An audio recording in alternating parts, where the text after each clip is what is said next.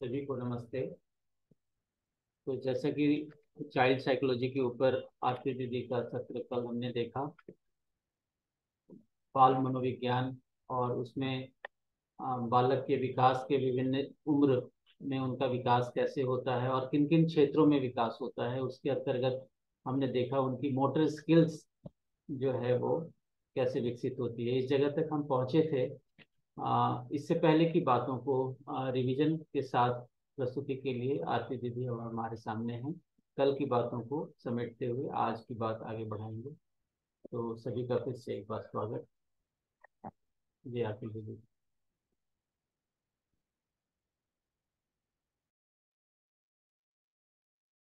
नमस्ते सभी को। मेरा आज नेट का थोड़ा ज्यादा इशू है, तो मैं वीडियो ऑफ ही रख रही हूँ आज के लिए। कल हमारा जो चर्चा हुआ था उसी से मैं आज उसी के साथ कंटिन्यू करना चाहती हूँ।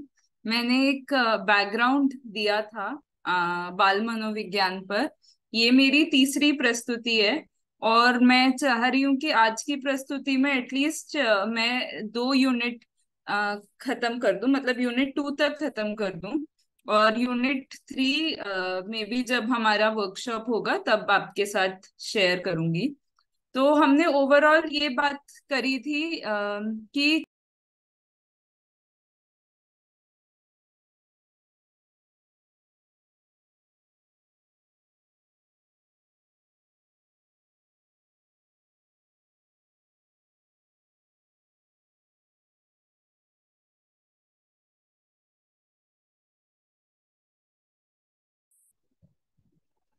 आरती बेटा साउंड नहीं आ रहा है। जी भैया, आवाज नहीं आ रही है। हाँ, निकलने मेरा तो। डिस्कनेक्ट हो गया था। मैं आपको फिर होस्ट। अच्छा, आपका होस्ट है ना? तो मैं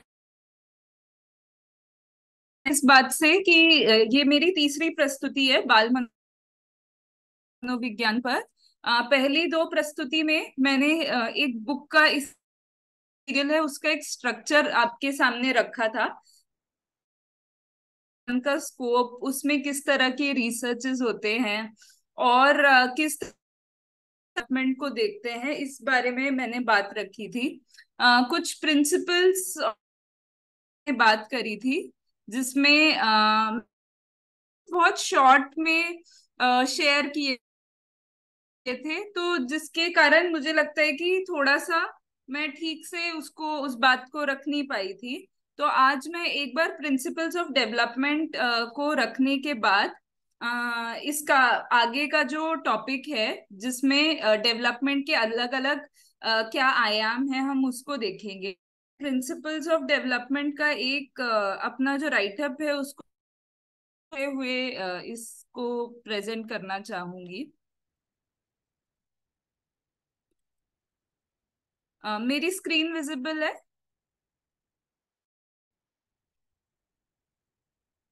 जी हाँ दीदी, अच्छे से, अच्छे हाँ, से दिख रही है दीदी। ठीक है जी। तो डेवलपमेंट में ये मतलब ओवरऑल जो बच्चों का ग्रोथ है, डेवलपमेंट को किस तरह से साइकोलॉजी में देख रहे हैं, उसके कुछ जनरल प्रिंसिपल्स हैं। ये कि कोई भी एक प्रिंसिपल अगेंस्ट दूसरा है, मतलब ये पूरकता में इस तरह से डेवलपमेंट को देख रहे हैं, ये बताया कॉन्सेप्ट में। तो जैसे फर्स्ट है development the same for all children. There is a sequence in physical development as well as mental development. मतलब जो डेवलपमेंट का प्रोसेस है वो रेट होता है डेवलपमेंट का, वो डिफर करता है हर बच्चे का बेस्ड ऑन उनका इंटेलिजेंस, उनका जो भी जेनेटिक ट्रेट्स है, उनका जो एनवायरनमेंट है, उसके बेसिस में उनका डेवलपमेंट निर्भर करता है। तो प्रोसेस सेम है बट उसका जो रेट है वो सभी बच्चों में अलग अलग तरीके से दिखता है। जो बिहेवियर का डेवलपमेंट है ये कि वो एक जनरली एक दिखाई देते हैं, उसके साथ बाद में कुछ स्पेसिफिक इमोशन। शुरुआत में वो इन जनरल कुछ कुछ प्यार करता है ऐसा बताया। फिर तीसरा है डेवलपमेंट, डेवलपमेंट इज कंटिन्यूअस और कोई गैप। अब ऐसा नहीं है कि एक रात में हम बच्चे को बोलना या चलना वो सीख जाए। वो बहुत सारे उसके मोटर स्किल्स, उसके रिफ्लेक्सेस डेवलप होते ही रहते हैं, वो कुछ कुछ प्रयासों में रहते ही हैं। और फिर ऐसे कंटिन्यूस प्रोसेस से बच्चा डेवलप करता है। Development progresses at different stage for, तो and the development of mental and physical continuous but never uniform. तो हर स्टेज में मतलब कुछ बिहेवियर है और कुछ बिहेवियर जो है वो शुरुआत में ही उनका डेवलप हो जाता है। जैसे फॉर इंस्टेंस एम्पैथी बहुत बाद में आती है बच्चों में, वो शुरुआत में ईगोसेंट्रिक होते हैं ऐसा बता रहे हैं साइकोलॉजी में। और फिर धीरे धीरे करके उनमें फिर वो सोशल इंटरेक्शन से कुछ अलग अलग अपने वातावरण में देख के कुछ बिहेवियर को सीखते हैं। फिर बताया कि देर इज को relation rather than compensation in development. तो ये इस पॉइंट पर कल हमारी थोड़ी सी बात हुई थी। ये मैंने जो एक साइकोलॉजिस्ट है उन्होंने बोला कि जो development physical traits and mental traits है उसका एक को रिलेशन दिखाई देता है। जैसे फॉर इंस्टेंस जो लैंग्वेज बच्चे में डेवलप होता है, उसके कुछ स्पीच ऑर्गन्स, उसके कुछ मोटर स्किल्स उसमें डेवलप होते हैं और उसके साथ साथ डेवलप होता है ऐसा बता रहे हैं। फिर डेवलपमेंट फॉलोज टू सीक्वेंस। फिर इसमें टू सीक्वेंस क्या क्या सीक्वेंस है, तो होता है डेवलपमेंट और central part of the body पहले डेवलप होता है, फिर पेरिफेरीज एक्सट्रीम पार्ट्स बाद में डेवलप होता है। और जो बच्चों का डेवलपमेंट का प्रोसेस इन जनरल सेम होता है बट उसका रेट या डेवलपमेंट थोड़ा डिफर करता है उनकी जेनेटिक्स और इन्वायरमेंट, नेचर और नर्चर के हिसाब से, जिसके बारे में हमने कल बात करी थी।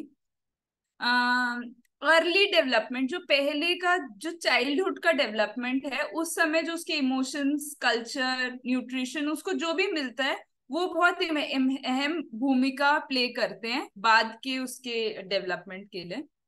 और फिर बताया कि डेवलपमेंट एक स्टेप बाय स्टेप प्रोसेस और एक सीक्वेंस में होता है। तो ये मैंने कुछ पॉइंट्स रखे थे कल भी प्रिंसिपल्स ऑफ डेवलपमेंट के, तो इसको मैंने फिर से एक बार शेयर कर दिया। अब मैं अपना पीपीटी शेयर करती हूँ।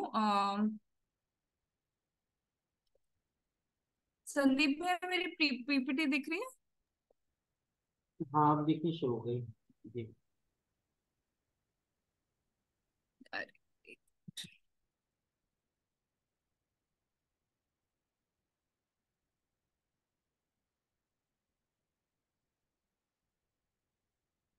हाँ, हम कल यहाँ पे थे कि डेवलपमेंट के क्या क्या आयामों में हम बच्चे का डेवलपमेंट देख देख सकते हैं।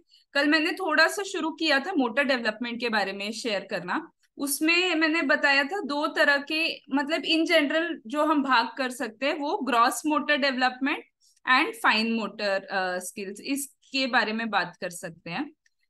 तो जो ग्रॉस मोटर स्किल्स है मतलब जो उसके बड़े बड़े लार्ज मसल्स हैं वो किस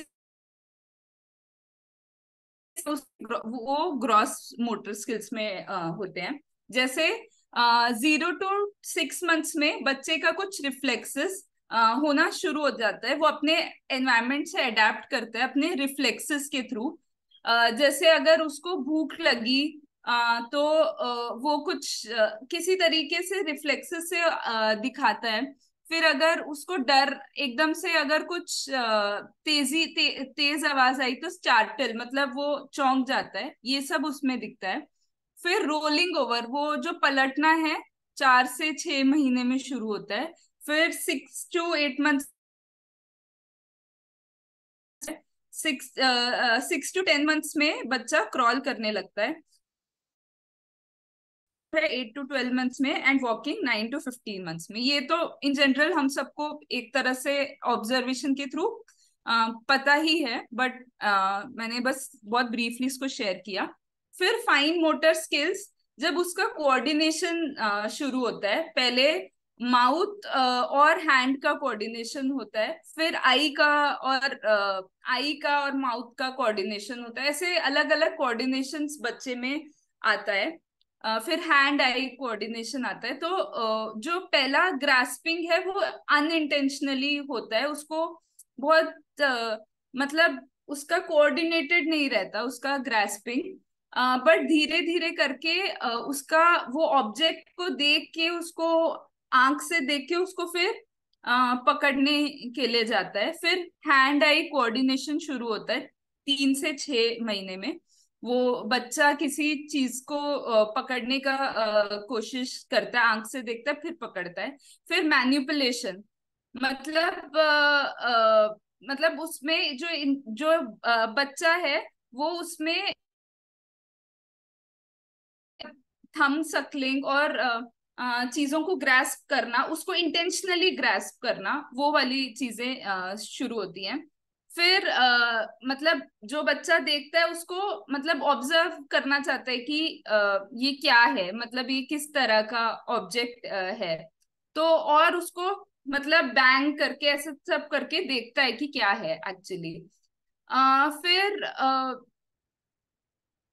स्क्रिबलिंग जैसा, मतलब उसके जो फाइन मोटर मूवमेंट्स हैं हैंड के, वो और शुरू होते हैं। फिर 18 to 24 मंथ्स में जो बच्चा है वो खुद से खाने लगता है, अपने यूटेंसिल्स को पकड़ पकड़ पाता है, ये सारे। फिर दूसरा है इमोशनल डेवलपमेंट। इमोशनल डेवलपमेंट के बारे में मैंने इन जनरल कुछ पॉइंट्स लिखे हैं, फिर हम उसको और गहराई से देखेंगे। Emotional development in children refers to gradual maturation of their emotional awareness, understanding, expression and regulation. मतलब ग्रेजुअली एक बच्चा अपने इमोशंस को पहचान के उसको मतलब किस तरह से अपने आप को एक्सप्रेस करना है, अपने इमोशंस को समझता है, फिर उसको रेगुलेट करना सीखता है। ऐसा एक प्रोसेस क्रम में उसका डेवलपमेंट होता है किसी बच्चे का।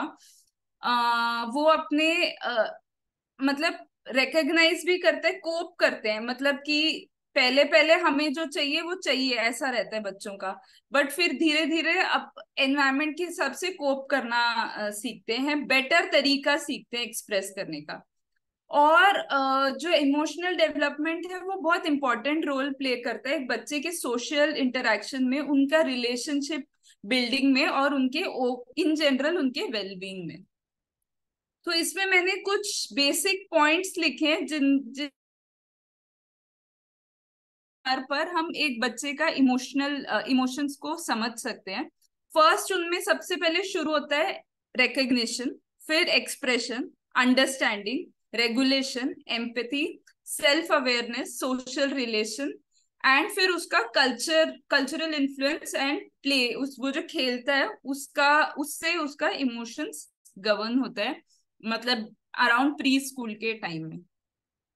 तो रिकग्निशन मतलब क्या, एक बच्चा धीरे धीरे करके रिकग्नाइज करता है कि खुशी, सैडनेस, एंगर, ये सब वो रिकग्नाइज करता है, और वो जो अपने बड़े जो होते हैं आसपास के लोग, अपने माता पिता का फेशियल एक्सप्रेशन,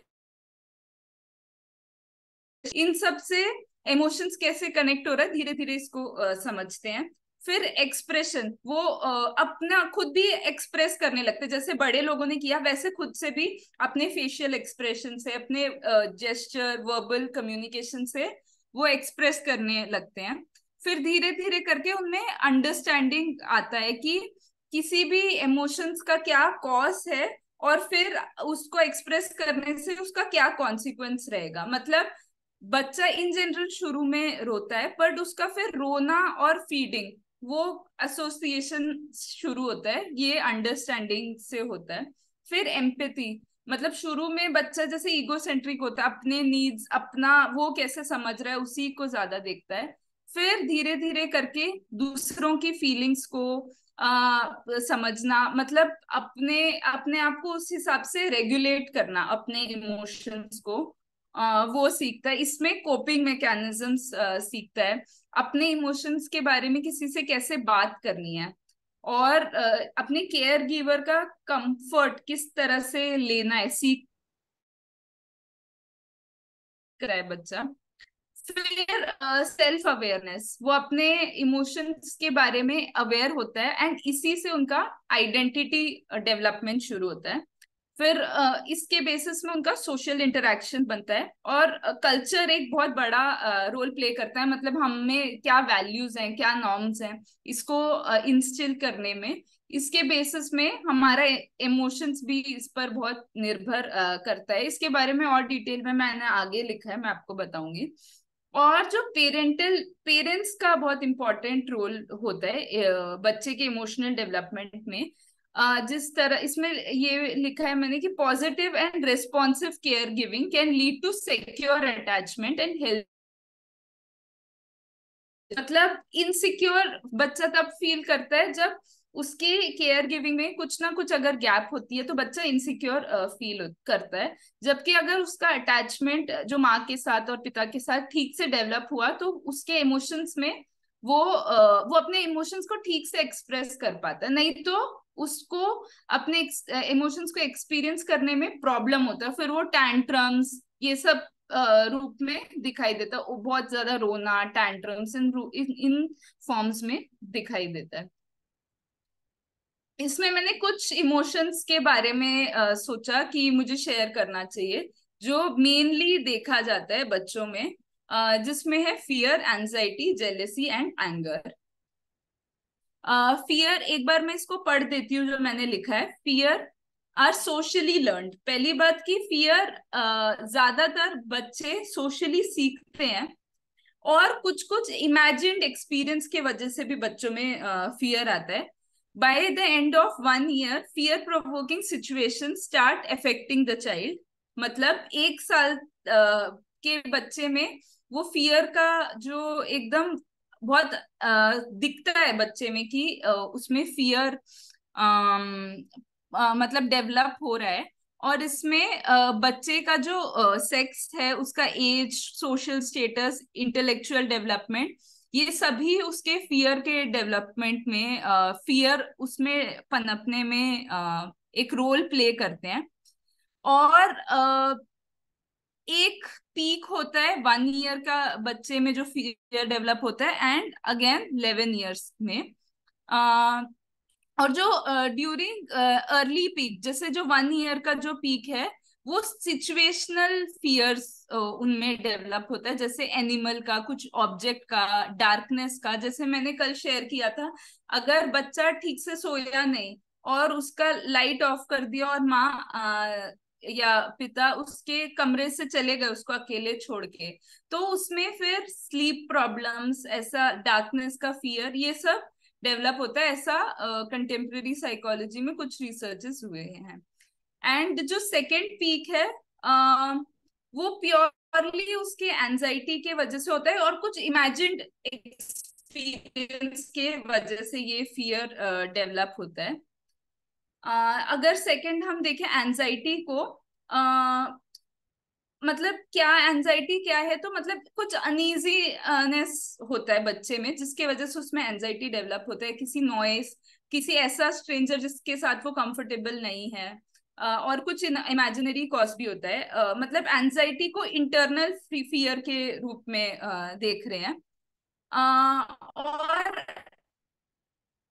ज्यादातर एंजाइटी किस वजह से होता है कि कुछ कॉन्फ्लिक्ट, अगर उसको एक्सेसिवली क्रिटिसाइज किया जाए, कुछ डिनायल, मतलब ये टॉयलेट ट्रेनिंग से बहुत जुड़ता है ये बात, कि अगर बच्चों को बहुत फोर्स किया जाए किसी भी चीज को करने के लिए, तो फिर अगर वो नहीं कर पाते, उनमें इंफीरियोरिटी कॉम्प्लेक्स डेवलप होते हैं, जिसकी वजह से वो एंग्शियस होने लगते हैं। तो मतलब बच्चे का डेवलपमेंट का स्टेज समझ के, उसकी ग्रोथ को समझ के उसके साथ निर्वाह करना, ये ध्यान जाता है इसमें। फिर anger, anger is the most frequent emotional response in childhood. ठीक है, ज्यादा मतलब फियर से भी ज्यादा बच्चे में जो बहुत ओवर्टली, बहुत बाहर से दिखता है, वो एंगर दिखता है। और एंगर रिएक्शंस जो है वो एज के साथ मतलब बढ़ता है। मतलब पहले बच्चा फियरफुल रहता है और वो फियर कभी कभी एंगर में बदल जाता है। मतलब उसको लगता है कि मैं गुस्सा करूंगा, मैं अपनी आवाज चिल्लाऊंगा या मैं वर्बली बोलूंगा तो मुझे जो चाहिए वो मिल जाएगा। एंड इसमें ये मैंने लिखा, children who are more subjected to an autocratic child rearing practice tend to show more anger. मतलब जो बहुत ज्यादा डिसिप्लिनरियन एनवायरनमेंट में बहुत ज्यादा दबाव जिन बच्चों का पालन पोषण होता है उनमें ज्यादा टेंडेंसी दिखती है एंगर की। फिर जेलेसी एक बहुत मतलब कॉमन वो है, इमोशन है बच्चे में। एंड ये किस वजह से होता है कि एक बच्चा फील करता है कि मेरे को अफेक्शन, मतलब मुझे प्यार नहीं मिल रहा है, इस वजह से बच्चा जेलस फील करता है। नॉर्मली सिबलिंग्स के प्रति जेलसी आता है। इसमें जो छोटा, जो मतलब बड़ा बच्चा है वो जेलस इसीलिए फील करता है कि उसको लगता है छोटे बच्चे के आने के बाद मुझे अबैंडन कर दिया मेरे पेरेंट्स ने। और वो फिर एनवी, मतलब चिड़ आता है उसके अंदर। और वो अपने आप को कंपेयर करने लगता है। वो फिर टैंट्रम्स करता है कि मुझे भी अफेक्शन या मुझे भी अटेंशन चाहिए, अटेंशन सीकिंग बिहेवियर करने लगता है। और कुछ ऐसे कॉम्पिटिटिव अगर एटीट्यूड दिखाएं पेरेंट्स बहुत ज्यादा, उसके वजह से भी जेलेसी हो सकता है, बच्चों में डेवलप होता है। बट रहता तो ये इन जनरल सभी बच्चों में है, वो एक एज में कम होता है। जैसे एक स्कूल गोइंग ईयर्स में धीरे धीरे करके वो कम भी होता है। फिर कॉग्निटिव डेवलपमेंट, ये काफी एक इम्पोर्टेंट टॉपिक है चाइल्ड साइकोलॉजी का। इसको मैंने थोड़ा डिटेल में लिखा भी है, तो मैं धीरे से आपके साथ शेयर करती हूँ। तो जैसे पहले भी जो बाकी प्रस्तुतियों में ये बात आई कि जीन पियाजे, उन्होंने मतलब कॉग्निटिव डेवलपमेंट पर काफी काम किया बच्चों के। और ये बहुत इंटरेस्टिंग है कि उन्होंने अपने बच्चों का बहुत क्लोजली ऑब्जर्व किया और उसके बेसिस में अपनी थ्योरी को फॉर्म किया। मतलब ये वो बता रहे हैं कि जो भी हमारा नॉलेज है, जो भी हम गेन करते हैं, अपने खुद के लॉजिक्स जैसे डेवलप होते हैं उसके वजह से, उसके थ्रू हमारा नॉलेज डेवलप होता है। और जो हमारा कॉग्निशन है, हमारा इंटेलेक्चुअल एक्टिविटी है, वो हमारे वातावरण में अडेप्ट करने के लिए, मतलब उसमें जीने के लिए हमें मदद करता है। उसमें जो भी चेंजेस हो रहे हैं उसको किस तरह से सेंस करना है, उसको किस तरह से परसीव करना है, ये कॉग्निटिव डेवलपमेंट पे निर्भर करता है। इसमें दो बातें बहुत एसेंशियल मैंने इसमें लिखी है, एक है एसिमिलेशन और एक है एडजस्टमेंट। ये दो चीजों के बारे पे निर्भर करता है बच्चे का कॉग्निटिव डेवलपमेंट।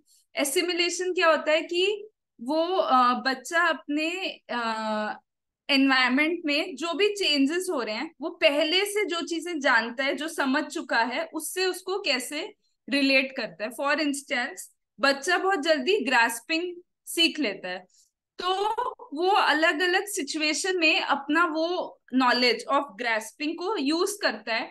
मतलब खेल कूद में, मतलब खाना खाना है तो वो नॉलेज को, एग्जिस्टिंग नॉलेज को यूज करके अपने एनवायरनमेंट में अडेप्ट करता है। एंड अकोमोडेशन, मतलब कभी कभी ऐसा सिचुएशन आता है कि उसको अपने जो नेचुरली उसने सीखा उसको बदलना पड़ता है, क्योंकि जो एनवायरनमेंट है वो बदल रहा है।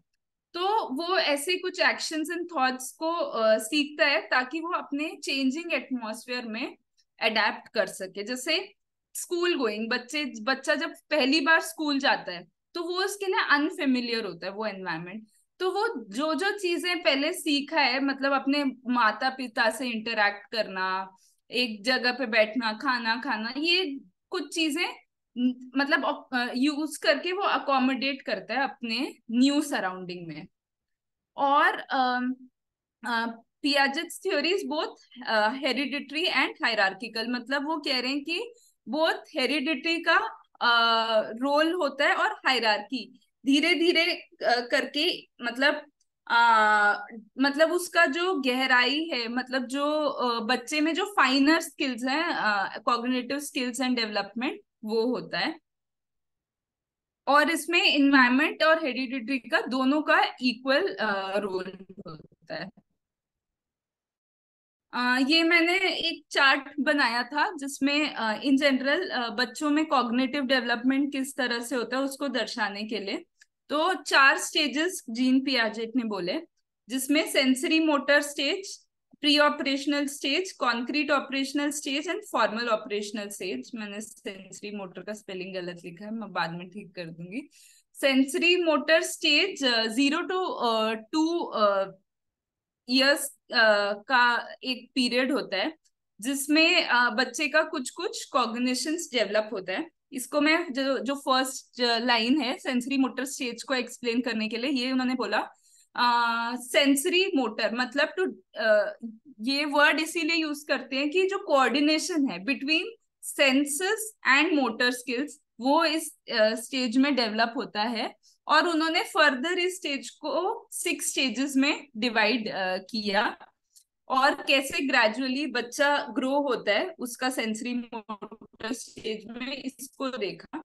जैसे जो फर्स्ट मैंने लिखा है reflexes 0 to 1 year, 1 month sorry, इसमें सकिंग मूवमेंट्स, मतलब वो स्तनपान लेना, फिर ग्रास्पिंग, क्राइंग, हेड मूवमेंट, ये सब रहता है। और सिंपल एकोमोडेशन का जो ट्रेट्स है बच्चों में पैदा होते ही, मतलब कुछ हफ्तों में ही दिखने लग जाता है। और बच्चा इस समय ईगो सेंट्रिक होता है, मतलब उसको अपना नीड्स ज्यादा, मतलब फोकस रहता है अपने नीड्स में। फिर 1 to 3 months का बच्चा में जो अब चेंज आ रहा है कि वो कोऑर्डिनेशन दिखाई देता है हैंड एंड माउथ मूवमेंट में।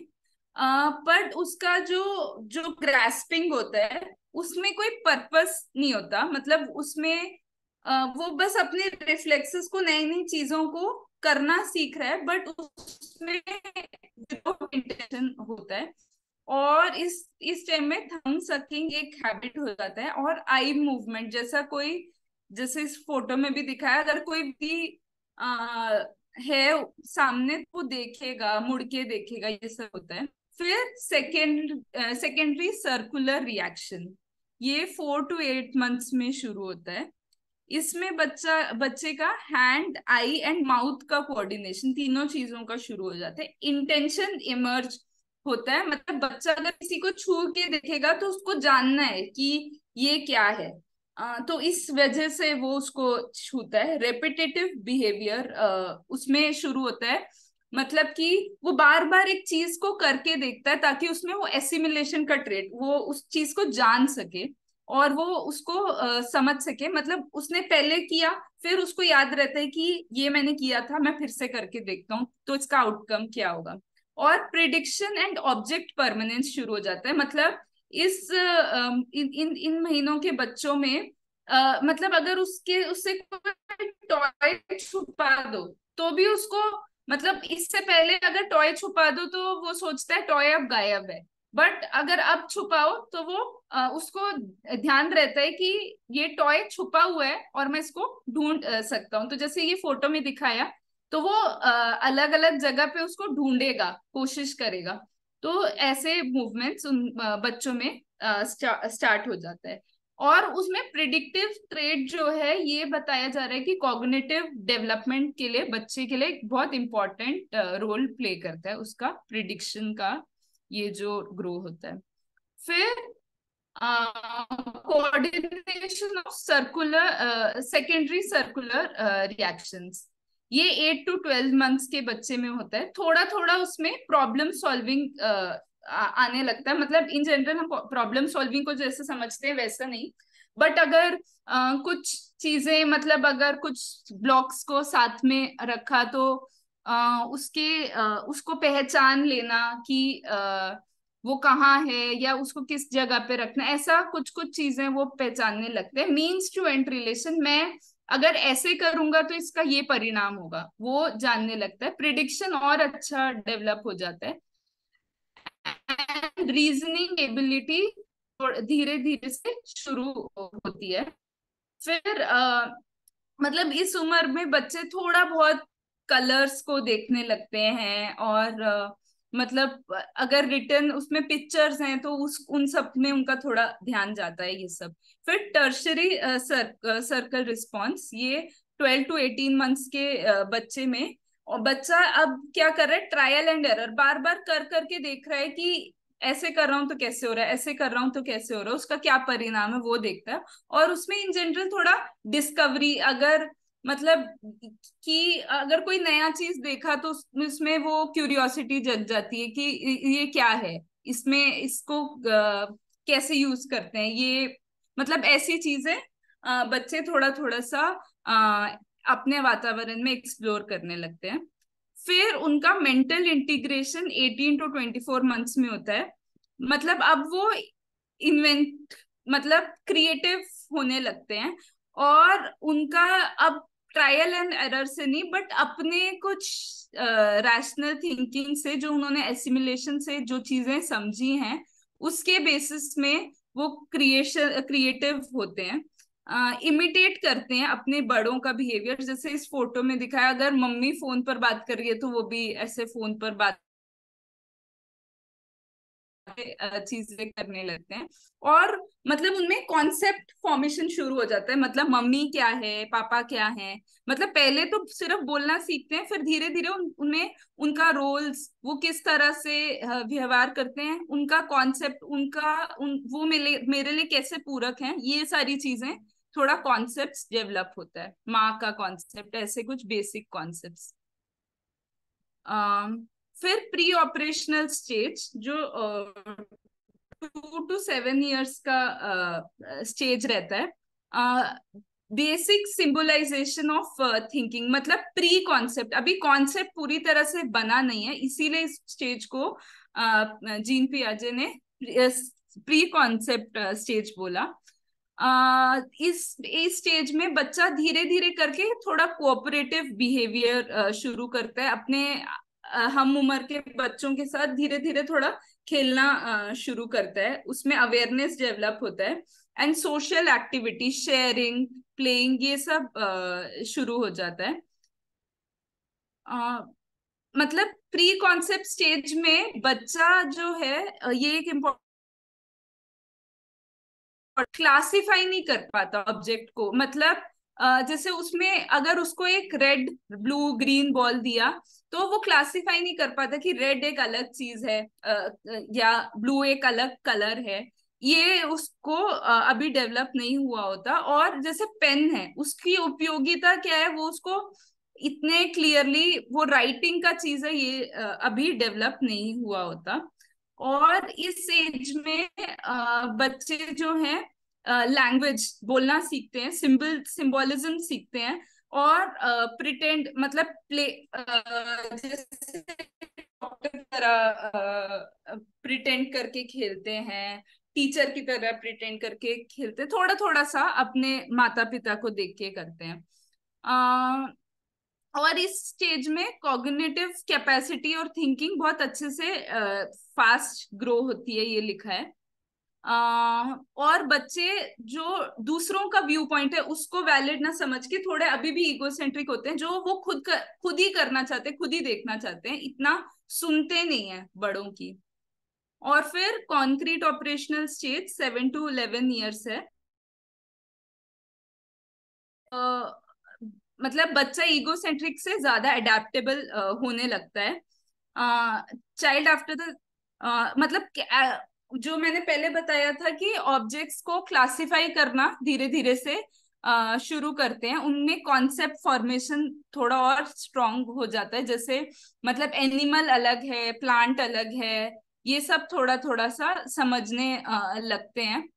मैथमेटिकल थोड़ा थोड़ा प्रॉब्लम सॉल्विंग उनमें एबिलिटी बढ़ती है। इंक्रीजिंग ऑर्डर, डिक्रीजिंग ऑर्डर, ये सब। और मतलब ये बता रहे हैं जीन पियाजे कि the child does not understand the relationship between time and speed until 10 से 12 साल तक बच्चों में टाइम एंड स्पीड का कॉन्सेप्ट बहुत अच्छे से डेवलप नहीं हुआ रहता है। वो एक प्रोसेस में रहते हैं इसको समझने के। फिर formal operational stage according to Jean पियाजे ये लास्ट स्टेज है कॉग्निटिव डेवलपमेंट का।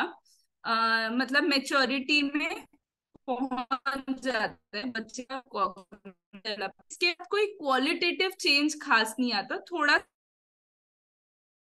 कुछ और क्वांटिटेटिव वेरिएशन उसको और अच्छे से सीखता है, उसमें स्थिरता बनती है।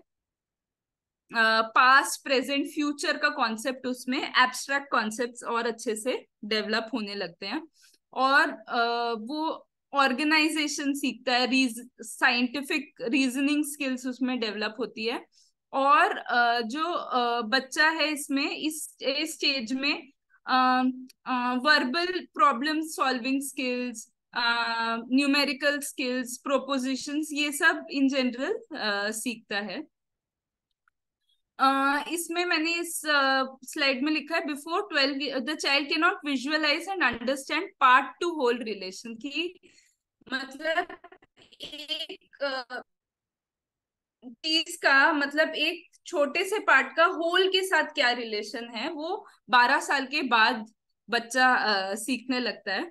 और उसमें फिर इसी के हिसाब से अजम्पशन ओरिएंटेड प्रॉब्लम सॉल्विंग, मतलब कहते हैं ना, सपोज 4 बच्चे हैं एक फील्ड में, वो खेल रहे हैं, मतलब ऐसा कुछ कुछ प्रॉब्लम सॉल्विंग उनको स्कूल में सिखाते भी हैं, वो धीरे धीरे करके सीखने लगते हैं। फिर सोशल डेवलपमेंट का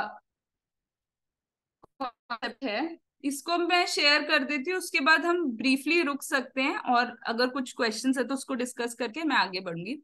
तो सोशलाइजेशन एक बहुत इंपॉर्टेंट प्रोसेस है बच्चे के डेवलपमेंट के लिए, जिसमें सोशलाइजेशन से वो कुछ वैल्यूज, एटीट्यूड्स, बिलीव्स उसमें बनते हैं बच्चे में। और इसमें सोशियो कल्चरल कंडीशनिंग भी इम्पोर्टेंट है और खुद का जो उसका समझ है वो भी इम्पोर्टेंट है। सोशलाइजेशन का 3 जनरल प्रोसेस बताया। एक बच्चा जो है अपने ग्रुप के जो नॉर्म्स है, अपने आसपास के लोगों के जो नॉर्म्स है उसके हिसाब से बिहेव करता है। इसमें उसका जेंडर, उस रोल्स जो होते हैं, जो उसके पेरेंट्स और उसका आसपास का ग्रुप और वातावरण, उसके बच्चे, उसके पीयर्स जो बताते हैं उस हिसाब से वो समझता है। और तीसरा वो क्या सही है क्या गलत है, प्रॉपर सोशल एटीट्यूड सीखता है। इसी इसी आयाम में बच्चे का सोशल स्किल्स डेवलप होता है। और अगर उसके अगर वो डेवलप नहीं हुआ तो उसको एंटी सोशल टेंडेंसीज बोलते हैं साइकोलॉजी में। तो सोशल ट्रेट्स क्या है? A child who behaves in an approved manner, plays the role that society prescribes for him, has favorable attitude towards people, इसको social child बोला। And anti-social, a non-social child who fails to behave in socially approved manner। An anti social child मतलब एकदम जो society expect उससे करता है उससे विपरीत अगर बिहेव करता है तो उसको एंटी सोशल बोलते हैं। जो मेन एजेंट्स है सोशलाइजेशन का, parents, elders, teachers and peers हैं। अगर बच्चे ने ठीक से सोशलाइज करना नहीं सीखा सही उम्र में तो उनमें इंटरपर्सनल रिलेशंस में प्रॉब्लम्स उनमें देखने को मिलता है। और मतलब अगर बच्चा किसी एंटी सोशल ग्रुप में मतलब उसका प्रभाव पड़ा तो वो भी उसके लिए नेगेटिव है। और सोशल लर्निंग जो है बहुत स्लो प्रोसेस है। शुरुआत में मतलब जो होता है वो लोगों के फेस एक्सप्रेशंस वगैरह देख के सीखने लगता है, बट इन जनरल थोड़ा स्लो प्रोसेस रहता है। और मतलब एंड ऑफ चाइल्डहुड, मतलब जब स्कूल जाने लगता है तभी वो कलेक्टिव लाइफ, लोगों के साथ व्यवहार करना, बैठना, ग्रुप एक्टिविटीज, ये सब सीखता है। और जब बच्चा 3 साल तक पहुंचता है, वो ग्रुप प्ले या टीम स्पिरिट, ये सब थोड़ा थोड़ा उसमें डेवलप होना शुरू होता है। एंड ये बताया कि ट्रू सोशलाइजेशन, सही से सोशलाइजेशन उसके स्कूल में शुरू होता है। ये थोड़ा नॉर्म्स एंड वैल्यूज का इम्पोर्टेंट एक मतलब कॉन्सेप्ट है, इसको मैंने समझने की कोशिश करी। तो नॉर्म्स क्या है, जो सोसाइटी हमें बोलता है कि अप्रोप्रिएट बिहेवियर ऐसा करना है। और इसमें और भी चीजें होती हैं, हम जनरली सबको एक ही में कैटेगराइज कर देते हैं, बट वो सोशल टैबू सीखता है, मतलब जो स्ट्रिक्ट नॉर्म्स होता है ऐसा बिल्कुल नहीं करना, गलत है ये। फिर मोरेज होता है जो मतलब छोटे, मतलब ज्यादा स्ट्रिक्ट नहीं होता, बट करना है, ऐसा करना है, ऐसा बताया जाता है। फिर कुछ कस्टम्स होते हैं जो बहुत ज्यादा स्ट्रिक्ट नहीं होते, पर फिर भी वो करे तो ही उसको अप्रोप्रिएट माना जाएगा, ऐसे कुछ कॉन्सेप्ट्स रहते हैं। और जो नॉर्म्स होता है वो इन जनरल बहुत स्पेसिफिक गाइडलाइंस होता है, और जो वैल्यूज है उसके बेसिस में बच्चों में नॉर्म्स बनते हैं। मतलब ऑनेस्टी अगर सिखाना है तो उसके लिए कुछ नॉर्म्स हैं, काइंडनेस सिखाना है तो उसके लिए कुछ नॉर्म्स हैं। इन जनरल ये सब पर काफी साइकोलॉजी एंड सोशियोलॉजी का अध्ययन होता है। जो बच्चे का सोशलाइजेशन है, बेसिकली हम दो भागों में बांट सकते हैं, प्राइमरी सोशलाइजेशन और and secondary socialization. Primary socialization वो अपनी कॉग्निटिव स्किल्स से, जो नॉर्म्स वगैरह सीखता है उससे होता है, और ये फैमिली में होता है। और सेकेंडरी सोशलाइजेशन भी फैमिली में तो होता ही है, इससे ज्यादा उसके स्कूल में होता है। जो इसमें मैंने थोड़े से एजेंट्स लिखे हैं सोशलाइजेशन के, जनरल काफी सारा मतलब प्रभाव रहता है ये सब का बच्चों की ग्रोथ के लिए, इसको मैं ज्यादा एक्सप्लेन नहीं कर रही हूँ। एक बहुत छोटे इन्फैंट में हम सोशल इंटरेक्शन किस तरह से देखते हैं। तो पहला बच्चा स्माइलिंग, अपने बड़ों को देख के स्माइल करता है, अपने मतलब खुश होता है, अपने बेड में किकिंग वेविंग वगैरह शुरू करता है। फिर वो रिकग्नाइजिंग शुरू करता है, तो मतलब 3 महीने का बच्चा या 3 से 4 महीने का बच्चा जो स्ट्रेंजर्स है उनके प्रति थोड़ा सा अनकंफर्टेबल फील करता है, फेमिलियर फेसेस को ज्यादा देखना चाहता है। 6 मंथ से इंटरेक्शन शुरू करता है नॉन वर्बली। फिर 15 मंथ से मतलब उसका ज्यादा मतलब अडल्ट्स के आसपास रहना डिजायर रहता है कि आसपास लोग रहें। और ये भी देखा गया कि 2 साल के बच्चे से थोड़ा, जो स्ट्रेंजर अगर होते हैं तो उसके प्रति थोड़ा सा शाइनेस, रेजिस्टेंस दिखाई देता है, मतलब वो मम्मी के पीछे छुप जाते हैं ये सब। और इसी के साथ साथ राइवलरी, मतलब अपने हम उम्र के बच्चों के साथ वो कंपटीशन, राइवलरी, वो सब शुरू हो जाता है। सोशल इंटरेक्शन के लिए, एक सेकेंड,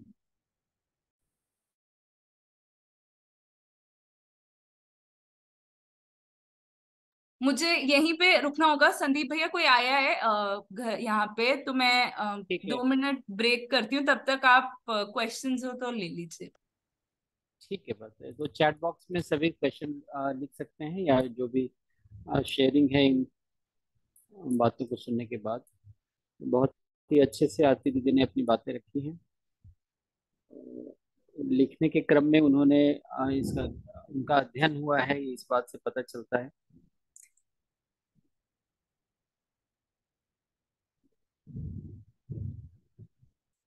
जी, मैं तैयार हूँ, अगर कोई क्वेश्चंस हैं तो। जी जी दीदी, आप कंटिन्यू कर सकती हैं। मैं कंटिन्यू करूँ, क्वेश्चंस नहीं है क्या?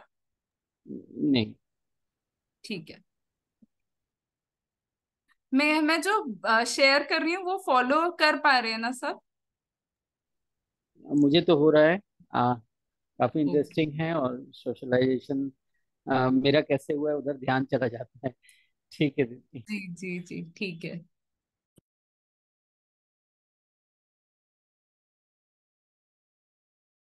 ओके, मैं कंटिन्यू करती हूँ फिर। जी।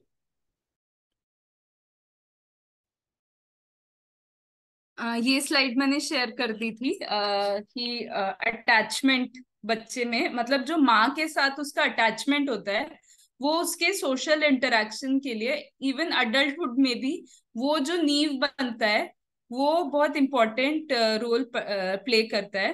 अ, अगर ठीक से नहीं हुआ वो अटैचमेंट का, मतलब बच्चा अगर इनसिक्योर फील करता रहा बहुत छोटी उम्र में, तो वो इनसिक्योरिटी की फीलिंग उसमें बनी रहती है, जिसके वजह से उसमें सेपरेशन एंजाइटी वगैरह ज्यादा दिखाई देता है। तो ये अटैचमेंट के ऊपर काफी सारे थ्योरीज, मतलब काफी ज्यादा रिसर्च हुआ है, काफी गहरा डिटेल टॉपिक है ये। मैंने यूनिट 3 में इसको और गहराई से लिखा है। तब अगर जब मैं वो शेयर करूंगी तब आपके साथ शेयर करूंगी वो। फिर प्री स्कूलर्स में क्या दिखता है, तो इन्फेंसी के बाद प्री स्कूलर्स में अ, बच्चे का बहुत जो सोशल एटीट्यूड है वो टीचर्स से, टीचर्स का एटीट्यूड उसमें बहुत इंपॉर्टेंट रोल प्ले करता है। मतलब वो कॉन्फिडेंस उसमें जो डेवलप होता है, एक दूसरे के प्रति जो कोऑपरेटिव एटीट्यूड होता है, कंपटीशन डेवलप होता है, ये सब में टीचर का बहुत अहम भूमिका रहती है। उनके वो कंटेंट क्या पढ़ा रहे हैं वो नहीं, कंटेंट क्या पढ़ा रहे हैं वो नहीं, बल्कि उनका जो एटीट्यूड है बच्चे के प्रति उससे बहुत इम्पोर्टेंट रहता है। और एक मिनट। और जो 3 साल का बच्चा है बड़े मतलब ग्रुप्स में खेलना शुरू करता है, मतलब गेम्स का रूल्स सीखना शुरू करता है। और इस समय अगर बहुत, मतलब जो अगर उसमें बहुत अगर नेगेटिव और हॉस्टाइल बिहेवियर है तो वो शायद उसके एग्रेसिवली उसको डिसिप्लिन किया गया उस वजह से है। अगर बहुत दबाव पूर्वक डिसिप्लिन किया गया तो बच्चे में बहुत बुलिंग टेंडेंसी जो होता है, या वो किसी से इंटरैक्ट नहीं कर, या वो एक सोशली डिस्ट्रक्टिव बिहेवियर करते हैं। ये सब मतलब ये देखा गया कि ऐसे पेरेंटिंग के वजह से ये चीजें हो सकती हैं। फिर मतलब जो सोशली ठीक से एडजस्टेड बच्चा होता है वो अपने जो नेगेटिव फीलिंग्स रिएक्शंस उनमें होता है उसको भी ठीक से शेयर कर पाते हैं। जबकि जो ठीक से एडजस्टेड नहीं रहते अर्ली इयर्स में वो अपने इमोशंस को ठीक से एक्सप्रेस नहीं कर पाते, बहुत डिस्ट्रक्टिव वे में अपने इमोशंस को वो एक्सप्रेस करते हैं, जैसे टैंट्रम शोइंग, बुलिंग, ये सब जो रहता है। और जो फिजिकल पनिशमेंट है और मतलब अननेसेसरीली उनको रिजेक्ट करना, उनको डांटना, ये सब जो है एग्रेसिव टेंडेंसीज इसके वजह से पनपता है। और ये बताया कि क्वारल जो होता है, जो बच्चे एक दूसरे से लड़ाई करते हैं, नोकझोंक करते हैं, ये बहुत एक कॉमन चीज है जो बच्चों में दिखाई देती है। और ये एक्चुअली उनके एजुकेशन के लिए इम्पोर्टेंट है। इससे वो ये सीखते हैं कि मेरे किस बिहेवियर को टॉलरेट किया जाएगा और किसको नहीं टॉलरेट किया जाएगा। और इसका अगर क्वारल के समय उनको बच्चों को सही गाइडेंस दिया जाए तो वो ये सीखते हैं कि मतलब अगर मैं अपने डिमांड्स को ठीक से सोशली अप्रूव्ड तरीके से रखूं तो मेरी बड़े लोग या मेरे दोस्त लोग मेरी डिमांड को सुनेंगे। जबकि अगर मैं टैंट्रम थ्रोइंग करूं या ऐसी चीजें करूं तो मेरी डिमांड को नहीं सुना जाएगा। और ऐसे ही राइवलरी भी बहुत कॉमन चीज है जो बच्चों में दिखाई देती है। पहले पहले क्या जो बच्चा होता है वो जो उसका सोशल इंसाइट इतना नहीं डेवलप हुआ होता है, तो वो अपना जो बिहेवियर है वो अपना जो उसमें परसेप्शन है उसके हिसाब से उनका बिहेवियर गवर्न करता है। बाद में धीरे धीरे से वो सोशल एडजस्टमेंट जो लोग उनसे डिमांड कर रहे हैं उसको समझते हैं और उस हिसाब से उनका बिहेवियर गवर्न होता है। और जो नेगेटिव स्टीरियोटाइप्स है वो भी प्री स्कूल टाइम में ही बच्चा सीखता है, घर में भी स्कूल में भी। भेदभाव, मतलब अच्छे लोग बुरे लोग, ये गंदा है ये अच्छा है, ये सब भी वो इसी टाइम में सीखते हैं। तो मैं ध्यान रखने की बात है, ये बताया गया। फिर लैंग्वेज डेवलपमेंट, मैं कोशिश करती हूँ कि मैं सारे डेवलपमेंट के आयामों को शेयर कर दूं आज। लैंग्वेज डेवलपमेंट है कि जो जेनेटिक और एनवायरमेंटल फैक्टर्स दोनों इसमें इम्पोर्टेंट रोल प्ले करते हैं। बच्चे का जो ब्रेन डेवलपमेंट है और कुछ न्यूरो बायोलॉजिकल मैकेनिज्म है उससे गवर्न होता है लैंग्वेज डेवलपमेंट। और उसके कॉग्निटिव मैकेनिज्म्स जो होते हैं वो भी इम्पोर्टेंट रोल प्ले करता है उसके मेमोरी को डेवलप करने के लिए, उसके बोलने की लैंग्वेज की फ्लुएंसी को डेवलप करने के लिए। मतलब इसमें cognitive, psycho social and motor domains एक साथ रोल प्ले करता है बच्चे के लैंग्वेज फॉर्मेशन में। एंड सबसे पहले बच्चे का कंटेंट, मतलब कंटेंट ऑफ लैंग्वेज वो सीखता है, फिर उसका फॉर्म, उसका सेंटेंस का स्ट्रक्चरिंग सीखता है, और फिर उसका थोड़ा थोड़ा उसका यूज सीखता है। Although the sequence of stages of speech and language development is same in children, there is a great deal of variation in the way they are reached. मतलब कि सीक्वेंस जो बच्चे का स्पीच एक बार में वो क्या सीखता है वो तो सिमिलर रहता है, बट वो किस स्पीड से उसको सीखेंगे वो उसमें काफी सारा वेरिएशन दिखाई देता है। तो लैंग्वेज डेवलपमेंट के फेजेस अगर हम देखें तो 6 to 7 मंथ्स का जो बच्चा ड्यूरिंग प्रेगनेंसी, मतलब जो बच्चा गर्भ में रहता है वो साउंड को रिस्पॉन्ड करने लगता है, कुछ ह्यूमन वॉइसेस को भी उसमें सुनाई देने लगता है।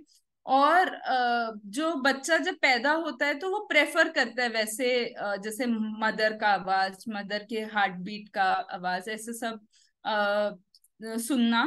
फिर जो 6 महीने का बच्चा है वो बहुत सेंसिटिव होता है, उसके अडल्ट आसपास कैसे इंटरैक्ट कर रहे हैं, तेज आवाज, ये सब से बहुत सेंसिटिव रहता है। एंड 6 to 12 मंथ्स में क्योंकि बच्चे का कॉग्निटिव एंड मोटर स्किल्स बहुत रैपिडली ग्रो हो रहा है, वो धीरे धीरे करके कम्युनिकेशन, चीजों को पॉइंट करना, एक्शन करना, ये सब भी सीखते हैं। इसमें कोरिलेशन दिख रहा है जो मैंने प्रिंसिपल्स ऑफ डेवलपमेंट में बात करी थी। फिर 6 to 7 मंथ्स में बैबलिंग वगैरह शुरू करते हैं। फिर 9 मंथ्स में गुड बाय बोलना, अपना हेड को शेक करना, ये सब सीखते हैं। 10 मंथ्स में बच्चे का, ऐसा रिसर्च बता रही है कि कम से कम 50 वर्ड्स वो सीख लेते हैं। 11 महीने का जो बच्चा है, जो स्पीच साउंड्स है और मतलब अपने आसपास के वातावरण में जो स्पीच है, जो भाषा बोली जा रही है उसको धीरे धीरे करके माँ, मतलब माँ बोल रहे हैं तो क्या, उससे एसोसिएशन सीखने लगता है। अगर कुछ उच्चारण बोला जा रहा है तो उसका क्या मीनिंग है। एंड 12 to 18 मंथ्स में इन जनरल बच्चे जो बॉडी लैंग्वेज है और मतलब थोड़ा सा फोकस भी सीखते हैं, कि मतलब बुक्स में उनका थोड़ा सा कलरफुल अगर बुक्स दो तो उसमें थोड़ा थोड़ा देखने लगते हैं। अ, ये बोलने लगते हैं कि मेरा, मतलब मेरा नोज क्या है, तो मतलब उसको अपनी बॉडी के पार्ट्स के बारे में समझ आता है, अपने फैमिली मेंबर्स को देख के पहचान लेते हैं, बोल देते हैं, ये सब हो जाता है। फिर 12 साल में कुछ, 12 महीने में कुछ और वर्ड्स डेवलप होता है। 3 साल तक उनका मतलब प्रिंट अवेयरनेस, मतलब लिखने पढ़ने की क्षमता थोड़ी थोड़ी सी डेवलप हो जाती है, सिमिलर वर्ड को वगैरह पहचानने लगते हैं बहुत बेसिक लेवल पर। इसको मैं और मतलब थोड़ा सा बेसिकली ये बता देती हूँ कि गेम्स से बच्चे खेल के बहुत सारा लैंग्वेज सीखते हैं, जैसे इमिटेशन, मतलब माँ है तो माँ के जैसा बिहेव करना, फिर वो जो बोल रही है उसी को रिपीट करना, इमिटेट करना, उसको प्ले करना, ये सब करते हैं। अम, अगर बच्चे में ये सारी स्टेज में ऐसा नहीं दिखता करते हुए, तो ये कहा जा रहा है कि उस मतलब अगर डिलेस दिखते हैं तो हो सकता है कि कुछ डेवलप मतलब उसके कॉग्निशन में, हियरिंग में क्या कुछ या कुछ और डेवलपमेंट एरियाज में कुछ इशू है जिसकी वजह से हो रहा है, और उसको जांचना चाहिए या समझना चाहिए। फिर मॉरल डेवलपमेंट का कॉन्सेप्ट है। मॉरल डेवलपमेंट मैं आज शेयर कर देती हूँ, बहुत बड़ा है ये भी। अ, दीदी आज क्या? यदि रहने दें और हाँ, कल अभी रुक यदि इसको जाते हैं, पूरा मुझे भी करें यही या लग रहा अगले है। सेशन में। हाँ हाँ। जी। अगर तो कुछ फीडबैक इनपुट्स हैं तो आप शेयर कर सकते हैं। ये बहुत ही बढ़िया और बहुत ही इंटेंस जो है फिर से इन चीज़ों को जानने का मौका मिल रहा है। जिस उम्र से हम गुजरे हैं उसका पता अभी चल रहा है, ऐसा कह सकते हैं। तो जी भैया। जिन्होंने इस विषय को पहले नहीं पढ़ा है, देखा है, उनके लिए ये बात सही है, जैसे कि मैं। तो काफी इंटरेस्टिंग रहा। और आपने जो एक कटिबद्धता दिखी कि इसको मैं आज पूरा कर दूं, लगभग हम्म। डेवलपमेंट का ये पार्ट लैंग्वेज तक पहुंच गया है। और मोरल डेवलपमेंट वाकई एक सीरियस इशू है, जिसकी वजह से जो है हम सारी समस्याएं अभी झेल रहे हैं, जो कि हमें दर्शन से भी जोड़ने वाला है। तो इसीलिए हाँ मैंने हाँ। आपको कहा कि जी जी जी इसको अलग बिल्कुल। से सेशन में आप जोड़ेंगे। तो हाँ हाँ। बहुत ही अच्छा रहा दीदी। और बाकी कुछ एक दो लोग जो है वो अपनी बात, सुमित बाला दीदी ने लिखा है कि प्रेजेंटेशन इज वेरी नाइस। तो हम्म। ऐसे ही सभी लोग स्वीकार कर ही रहे होंगे, कुछ लिख पा रहे हैं या नहीं लिख पा रहे हैं। तो दीदी जी बहुत जी बहुत बिल्कुल। धन्यवाद आपका। थैंक यू आ, भैया। फिर भी एक दो मिनट और लेते हैं, यदि कोई अपनी बात रखना चाहें आज की ठीक है। प्रस्तुति के ऊपर तो स्वागत है जी।